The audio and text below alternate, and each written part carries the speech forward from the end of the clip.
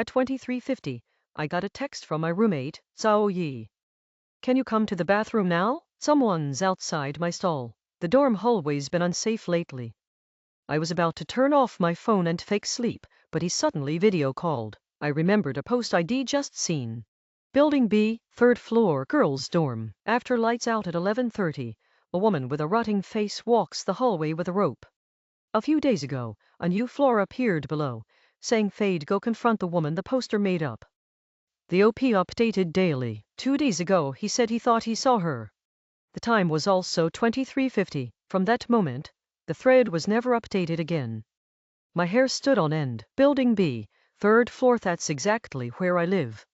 My dorm is at the east end of the hallway, next to a laundry room. The bathroom is at the west end. Meaning, if I went out, I'd have to cross the entire corridor. The hallway was winding and complex. Where would that rope-carrying woman hide? Just thinking about it terrified me. I could only pray the post was a prank by bored people. Zhao Yi, please come and expose it. My legs were numb from squatting, but I dared not go out. That person just stood there, motionless. I didn't know what to do. I was scared to death, and Jia Kayan kept urging me. In the darkness, the white light from the phone screen stung my eyes. I gripped it, wondering whether to pretend I was asleep. It was summer break. Most students had gone home. Both my roommates were traveling with their boyfriends.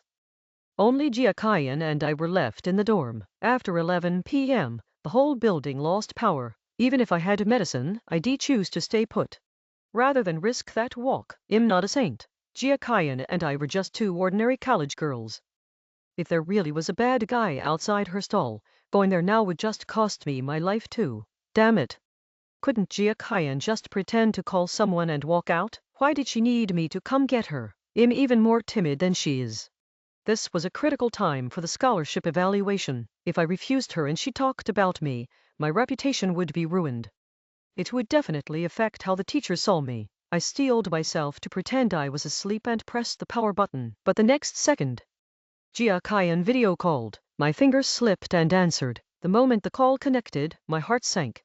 Through the light seeping in from the bathroom window, I saw Jia Kayan trembling all over. She pressed her finger to her lips, signaling me to stay quiet. Then she flipped the camera. A pair of dirty women's sneakers stood outside. That person seemed to be waiting for something. Just standing there silently. In the dead stillness, the night's silence was especially eerie. Suddenly, those shoes stepped back 2 paces. A few strands of hair hung down. Then, a face with indistinguishable features suddenly appeared in the frame. That woman was crouching on the ground, peering inside. I immediately covered my mouth to stop myself from screaming. The rotting-faced woman, I was sure she was the one from that post. Jia Kayan hadn't noticed yet, when I gathered the courage to look at the camera to warn her. The shoes outside the door were gone. Then I heard the sound of a door opening in the adjacent stall. That woman seemed to have gone in. I breathed a sigh of relief and was about to tell Jia Kayan to make a run for it, when I suddenly realized something was wrong. There were 2 rows of squat toilets. The ones hit by the light were the north row. In that row, there were 2 stalls. Jia Kayan was in one. The other had long been a disused toilet used for storage. Why would the woman go in there? A thought struck me, and my face went pale. The only explanation was that she wanted to climb up, and then... Oh! Jia Kayan suddenly screamed. On the screen, a dark shadow lunged down from above. She slammed into the door and her phone fell to the ground. I listened in horror to the sounds of frantic tearing from the phone. Jia Kayan pounded on the door. I heard her desperate cries gradually fade. Guilt and terror squeezed my heart like a pair of giant hands. The next second, a pair of blood-soaked hands picked the phone up from the floor. The rotting-faced woman had strands of hair hanging from her mouth. She gave me a terrifying smile. I could tell she was mouthing words at me. I'm coming for you. The video call ended. In the empty hallway came the creaking sound of an old wooden door being pushed open. I immediately got out of bed to escape, but all night I heard rapid footsteps moving through the corridor. Each thud landed on my heart. I quickly locked the door. I prayed desperately that she didn't know which dorm I was in. Soon, the sounds in the hallway faded. Everything fell silent. As if nothing had happened, I pressed my ear against the door, trying to listen for any sound outside.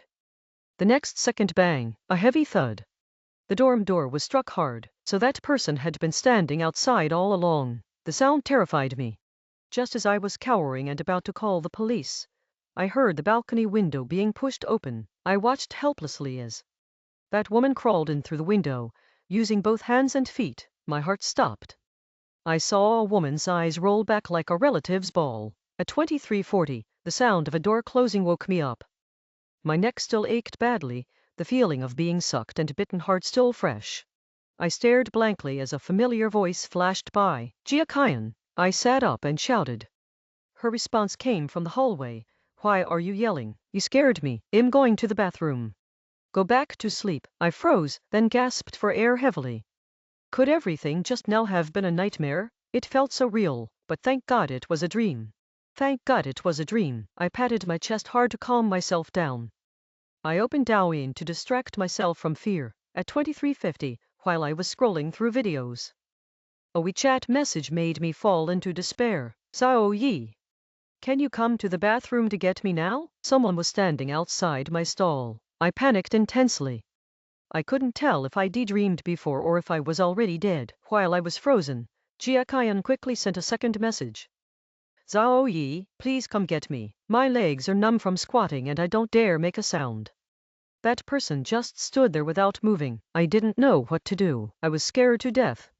That moment was etched into my eyes. It felt so real. I immediately called the police and told them the situation, begging them to come quickly. Meanwhile, I nervously jumped out of bed. Without even putting on shoes. Yes, I had to run. Jia Kyan, I'm sorry. Neither of us can beat that woman. I did everything I could.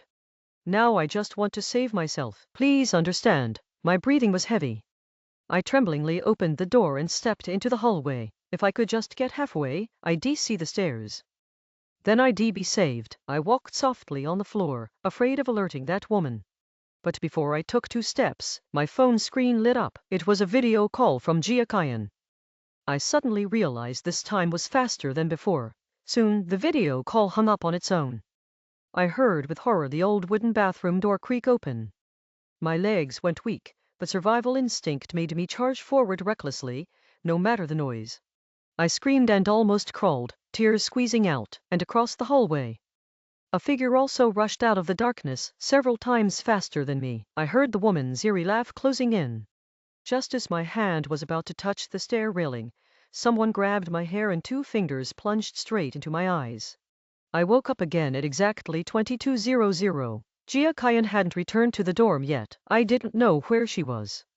At that moment, I realized I was stuck in a loop, and the time kept moving earlier each time. Every time Jia Kyan died, I was next. But I was innocent. The loop was my chance to escape. I immediately covered my mouth. Once connected, I told him everything as fast as I could. As expected, Jia Kyan didn't take it seriously, thinking I was pranking. I knew you wouldn't believe me. I packed my things while talking on the phone. Don't blame me for not warning you. Tonight at 23:50. No matter how urgent, don't go to the bathroom. I won't stay here anymore. Take care of yourself. I packed up, took a taxi to the busiest part of the city, and checked into an expensive hotel. I told the front desk in advance, hoping they'd knock on my door at 23:50. I might be in danger tonight. After checking in, I carefully inspected the room. I locked the doors and windows. I'm finally safe now, I told myself to boost my confidence. I hope to survive the night and break the loop. At 23:30, Jia Kyan asked where I was. I answered honestly and asked if he wanted to join me. He didn't reply. I turned off the lights and lay down. That's when I noticed an oil painting on the wall by the bed, the back view of a woman. Worth the money I paid. At 23:40, I made a video call to Jia Kyan. He seemed perfectly fine, lying spread-eagled on the bed eating snacks. I felt a bit relieved. But just 2 minutes later, Jia Kyan suddenly sent a WeChat message. Sao Yi. I'm sorry. My heart tightened. I asked what he meant, but he didn't reply. I called but he didn't answer. It wasn't until 23:45 that Jia Kyan finally picked up. Jia Kyan, what are you doing? What do you mean you're sorry? What happened? Did you see that woman? I'm sorry, Sao Yi.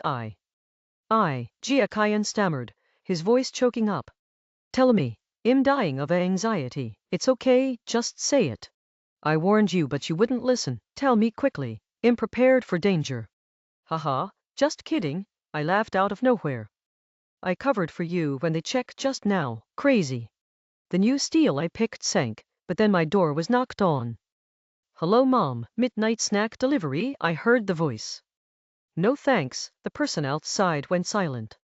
Instinct told me he hadn't left. Weird.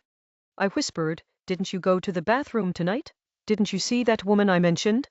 I went, but saw nothing. Jia Kyan seemed to be eating something. His voice sounded creepy. To avoid that time you mentioned, I went at 11:30. Scared you, forgot my phone, came back to find the door open, thought there was a thief. Shocked me. 11:30. I stared at the WeChat messages.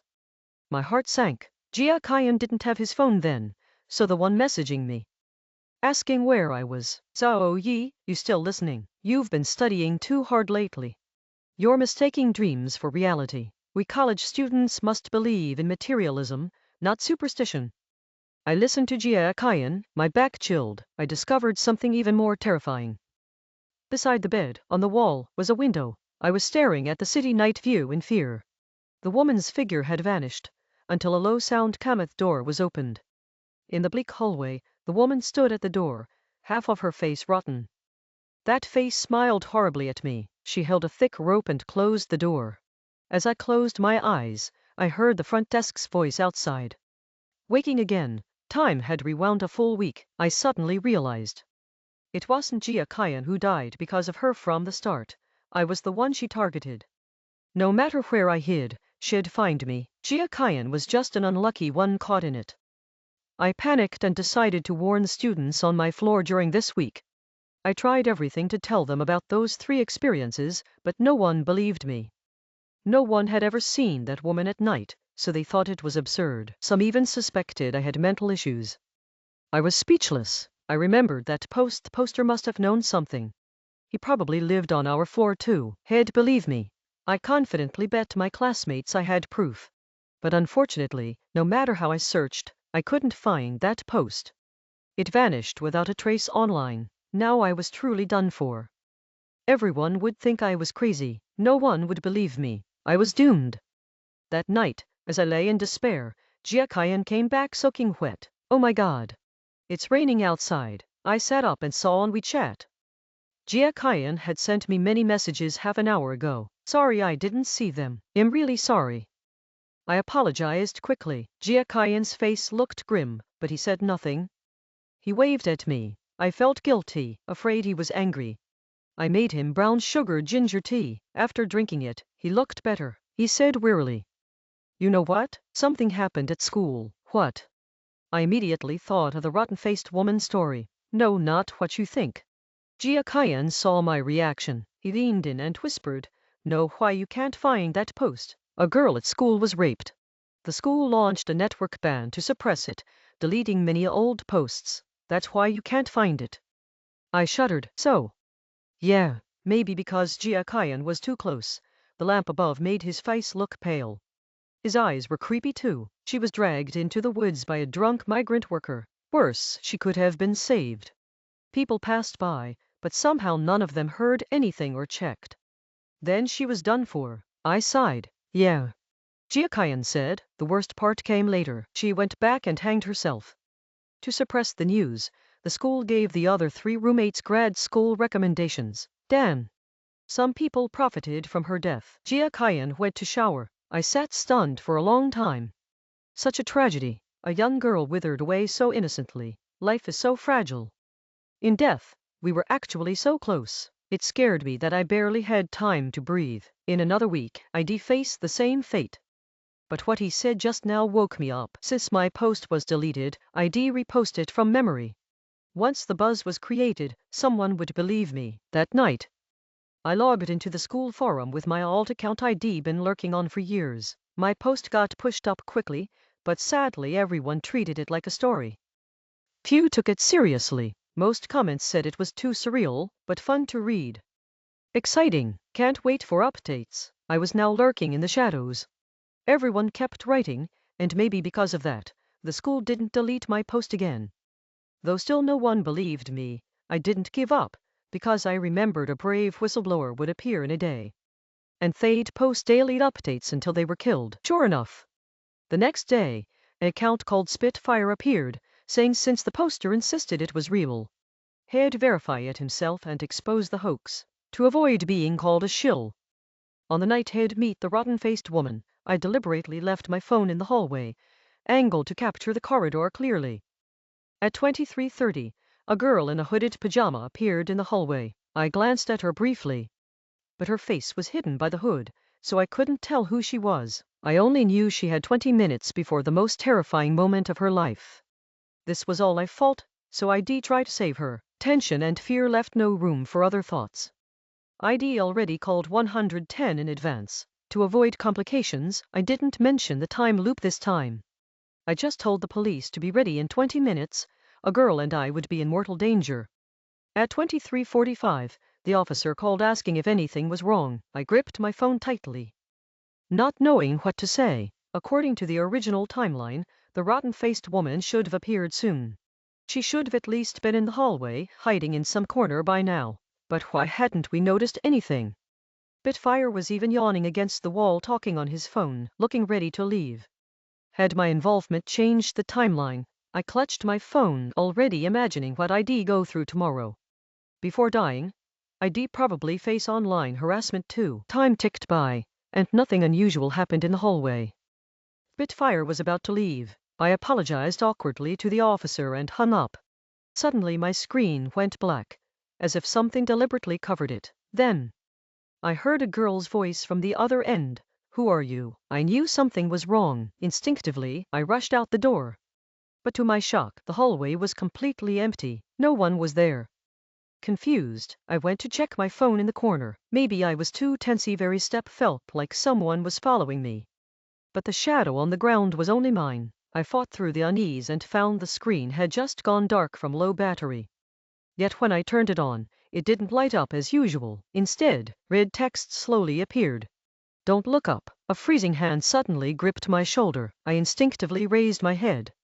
The rotten-faced woman was hanging from the ceiling. Something in her hand tightened around my neck. In that moment of death, lightning struck through the window. I saw in horror a trail of bloody footprints on the floor, stretching all the way to the corner. I woke up for the fifth time, a day before the holiday.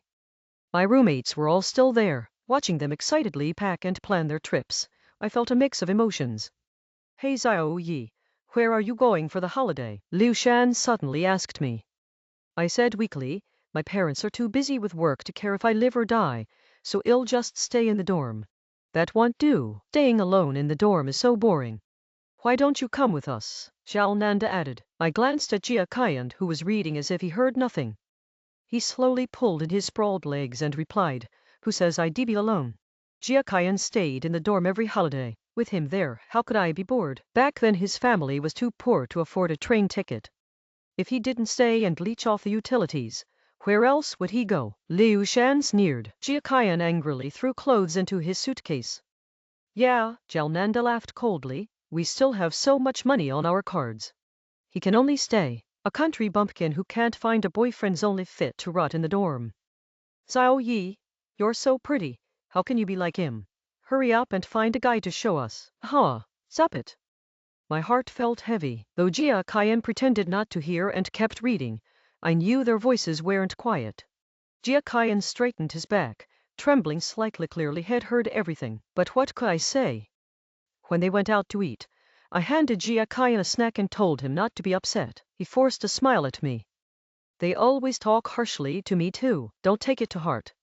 Jia Kaiyan said softly, "I know. My family is from the countryside. They looked down on me from the start." He tugged at the phone's packaging and turned away. I saw his shoulders tremble slightly. "Yeah." From the first night of the semester, Jia Kaiyan pulled out a cheap, flimsy box of face cream. Zhao Nana and Liu Shan's smiles toward him gradually faded. When making the bed, Jia Kaiyan's back looked worn and shabby. Liu Shan, in the bunk next to him, sneered and told him to stay on his own side. The next day, our dorm went out for hot pot together. At checkout, Jia Kaiyan stared wide-eyed at the 200+ yuan bill, speechless for a long time. Zhao Nana was already losing patience. Jia Kaiyan usually ate just one steamed bun and one plate of shredded potatoes. Zhao Nana and Liu Shan felt embarrassed to sit across from him. His clothes were outdated or handmade by his mother. That earned him endless mockery and gossip from those two. Worse, they spread exaggerated stories about how filthy and unhygienic he was. They even rallied other classmates to ostracize him. Perhaps a dying person speaks kindly. I used to be a bystander, an observer. Now that I'm near death, I finally softened. I gave Jia Kyan all the snacks I'd saved up. I also gave him a dress ID never worn, tag still on. Seeing his confusion, I sighed. Take it, I don't need these anymore, it'll look better on you. Honestly, Jia Kyan was the prettiest of all of us. Before Zhao Nana and Liu Shan spread their rumors, she was secretly admired by many guys in the college. Sometimes I wonder, maybe it was because she was poor yet possessed beauty others lacked, that she drew such jealousy. Xiao Yi. Thank you. Jia Kyan's eyes shimmered with tears. The next evening, Liu Shan and Zhao Nana were going home. They invited me out for dinner, without asking Jia Kyan. Jia Kyan tactfully left early for the library to study. We ordered plenty of dishes and drank alcohol. I never drank before, but with a heavy heart, I joined in for a few cups. On the way back, Liu Shan suddenly felt nauseous. No restroom nearby, she stumbled toward the bushes. I was too dizzy to follow. As she walked further away, Zhao Nana, worried, chased after her. It had started drizzling, gradually intensifying. Students on the road hurried with books over their heads. Watching the rushing crowd, I felt a strange unease. I recalled the girl who was assaulted that Jia Kyan told me about in the last loop. Staring into the depths of the grove, I could almost hear piercing screams. After a long while, Zhao Nana and Liu Shan still hadn't returned. Just as I was about to check, they came running back, looking tense, as if half-sobered. Their steps still staggered, tons thick, but their eyes were panicked and alert. Xiao Yi. Hurry back to the dorm. Call the police. Quick.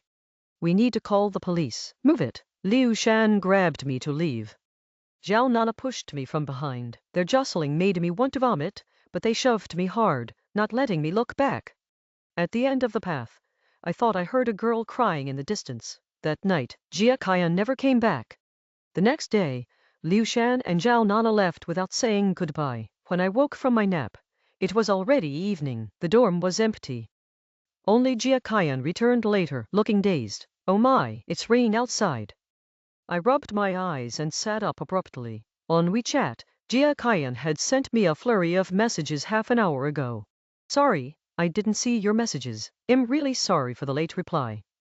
I quickly apologized. Jia Kyan's face looked grim, but she said nothing. She waved a hand at me. Her body seemed heavy as she slumped wearily into the chair. Beneath her desk, I noticed her shoes seemed stained with something dark. You're not hungry. I have instant noodles. Want some? I asked awkwardly. Jia Kyan turned to look at me, smiling faintly. You just gave me a bunch of snacks yesterday. Don't you remember? Yeah, I remember. But snacks won't keep you warm. You should eat something hot in this cold. Her gaze made me uneasy. Jia Kyan said slowly, yeah, something hot is better.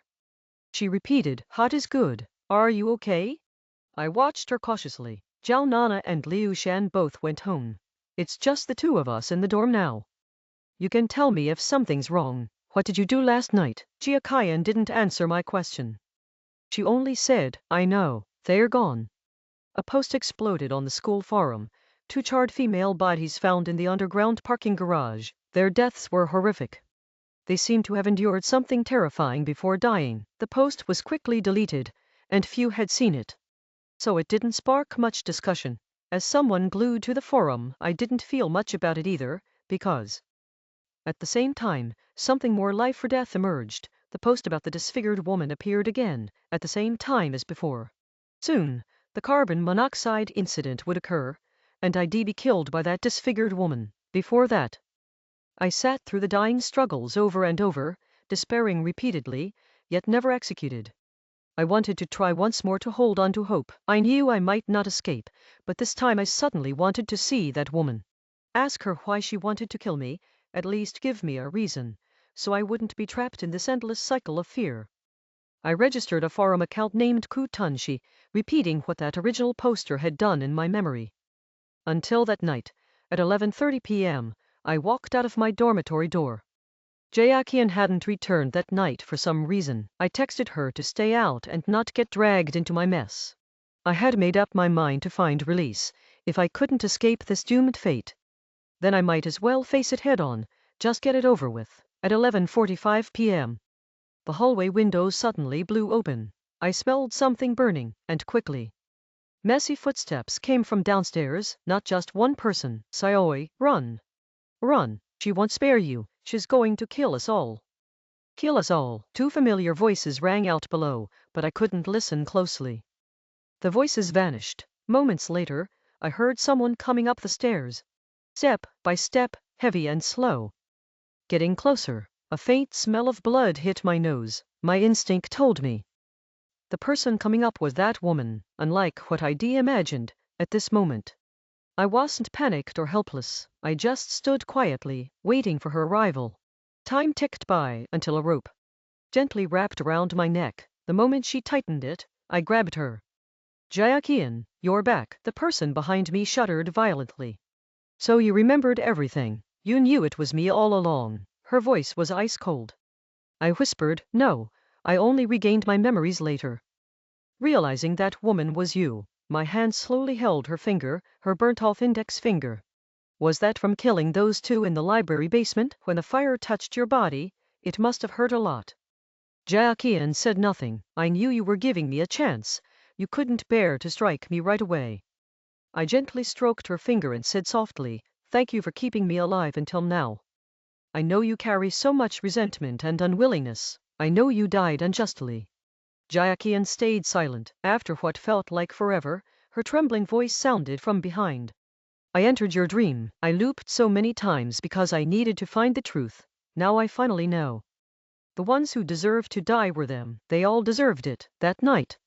Why did they hear my cries for help and not save me? Why did they drag you away? Why did they let me die so humiliatingly? Her voice sounded crazed and utterly sorrowful, all for those graduate school slots. Was my life worth nothing in your eyes? Yes, I know. From the start, you all looked down on me. My family had no money. I was ugly and pathetic. I deserved to be mocked and laughed at like a dog. But you know what? Dogs have hearts too. They feel pain. They feel everything. Jayakian screamed hoarsely. I suddenly turned around and hugged her tightly. I'm sorry, I'm sorry, I'm sorry. I held this rotting body close, transferring my warmth to her. I'm sorry, my indifference caused all of this. I have no right to speak about the harm Jayakian suffered. I have no right to beg for forgiveness. If you want to kill me, then do it. My tears slowly fell onto her. Jayakian seemed startled by my tears. She reached out and hugged me back. I felt that. I feared the rope tightening on my neck. I closed my eyes. Thank you for giving me a quick end. For not making me suffer anymore. But unexpectedly, the rope slowly loosened. The person in Sayoi's arms let out sobbing cries. She held me like a child, weeping, as if crying out all the grievances she had endured over the years. Finally, I heard her say softly, your pancakes are delicious. And the brown sugar tea was warm. Thank you. The person in my arms gradually went limp. I knew her obsession had faded. Thank you, Jayakian, I said silently. Jayakian never knew. Actually, on the third loop, when I saw that woman's back, I already knew who she was. Because the one who hid in the corner watching everything when Jayakian hanged herself in the bathroom was also me. I watched her step onto the stool in despair. I watched her thin, lonely figure sway. No one knew how thrilled I felt at that moment. I was the one who posted from the start, and I was the one who spread the rumors. Before the holiday, didn't you want the truth? Fine, I'll let you into my dream, but everything you see is controlled by me. Just as I closed my eyes in satisfaction, a blinding white light flashed ahead. A diary fell right in front of me. The moment I saw the cover, I was terrified. I lunged forward and pressed it down. But it was too late. A pair of hands that appeared from nowhere tossed the diary away, and pages scattered like snowflakes. My pupils were stung by what was written. September 1st, 2017. So annoying. There's such a pretty new girl in our class. Zhao Nana and Liu Shan seem to really like her. No, I can't allow anyone to compete with me for the student council president position. It worked perfectly. I made up a few lies, and Zhao Nana and Liu Shan believed she was someone with sticky fingers. They both treat her coldly now. I'm so happy. September 2nd. Damn. Arjel Nana and Liu Shan crazy? They want to invite her to hot pot together. She's poor, but that doesn't mean we should pay for her. I'll tell them she just got a 5,000 yuan scholarship. I want them to think she's someone who takes advantage of others. October 23rd. I've had enough. The guy I've secretly liked for so long actually wants to speak up for her. Why? Does she deserve it? I'll make everyone think she's dirty and disgusting, but I can't say it in my own name. I'll instigate Jel Nana and Liu Shan to spread it. June 23rd, 2020. So annoying. I barely got insurance. What should I do? She's so disgusting. Her grades are already so good, yet she studies every day. I wish she were dead. June 28th. Scared me to death. There was a drunk guy peeing in the woods. It was terrifying. I was so scared I texted her to come pick me up. I didn't expect her to actually go. That drunk guy seemed to have oh no. That's not my fault. Who told her to be so obedient? June 29th. Are Zhao Nana and Liu Shan crazy? I pushed them away last night for our own safety. A senior jumped off a building 2 years ago, and her insurance didn't pay out. Why do they have to meddle in other people's business? Now they suddenly have a conscience and want to tell the counselor everything. Come on, are they stupid? I finally got insured. That matter must remain a permanent secret. No one can know the truth. I was exposed. My inner self stripped bare under the blinding white light. Frantically, I tried to grab all the pages and stuff them in my mouth to swallow, so no one could pry into my dark secrets. But then a thick rope descended, and I recognized it. It was the rope she used to hang herself. Oh my God. She hasn't left yet. She was testing me just now. You've been pretending all along. You even changed your dream, unfortunately in hospital. 3 girls who caused an explosion by using illegal appliances in their dorm lay on hospital beds. One of them, having been through something unknown, looked especially pained. Several police officers stood at the door. A middle-aged man was arguing with them, his face red, until one officer pulled out a diary. The man snatched it and flipped through a few pages, then couldn't lift his head again. 11:50 p.m. A doctor said something, and the family surrounding that girl burst into tears. The other 2 showed signs of recovery. That girl, after a roller coaster of ups and downs, gradually lost her vital signs. She was only 21. A woman sobbed uncontrollably. What they didn't know was that at 11:50 p.m. a week earlier, another girl about the same age had chosen to use a rope in the bathroom to end her own life. That day was also her 21st birthday.